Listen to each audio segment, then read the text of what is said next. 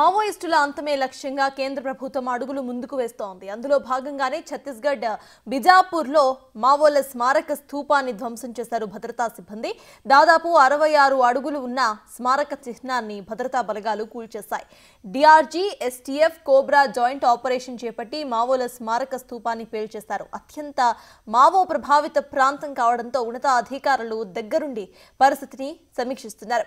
ఇక మావోల ఏరివేతే లక్ష్యంగా కేంద్ర ప్రభుత్వం చర్యలను ముమ్మరం చేస్తున్నట్లు తెలుస్తోంది.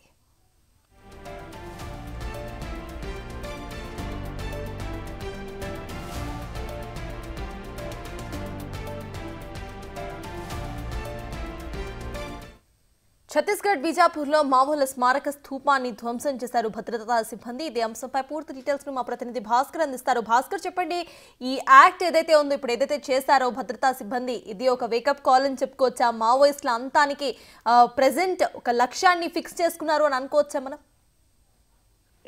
ఇప్పటికే మావోయిస్టులు గడిచినటువంటి డిసెంబర్ అంటే జనవరి నెల నుంచి చూసుకుంటే మాత్రం ఇప్పుడు డిసెంబర్ వరకు కూడా చాలా వరకు మావోయిస్టులపై భద్రతా సైనిక సిబ్బంది పైచే సాధిస్తున్నారని చెప్పుకోవచ్చు.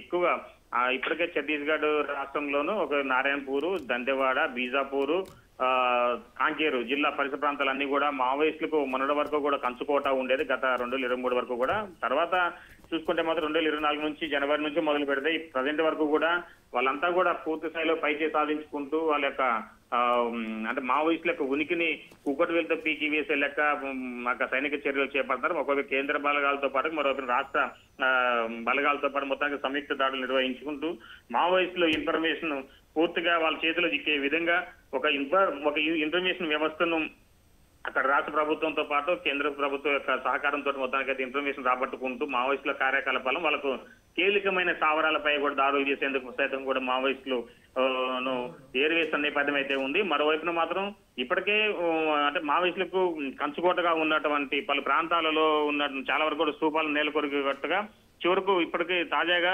ఈ బీజాపూర్ జిల్లాలో అతిపెద్ద స్మారక స్థూపమైనటువంటి 62 అడుగుల స్మారక స్థూపాన్ని ఒక్కసారిగా సైనిక సిబ్బంది మొదలు ధ్వంసం చేయడంతో అక్కడ మావోయిస్టులు తమ యొక్క ఉనికిని కోల్పోయే విధంగా ఉందని చెప్పుకోవచ్చు. ఫలితంగా భద్రతా బలగాలు పైచే సాధించాలని చెప్పుకోవచ్చు. సర్తాజ్.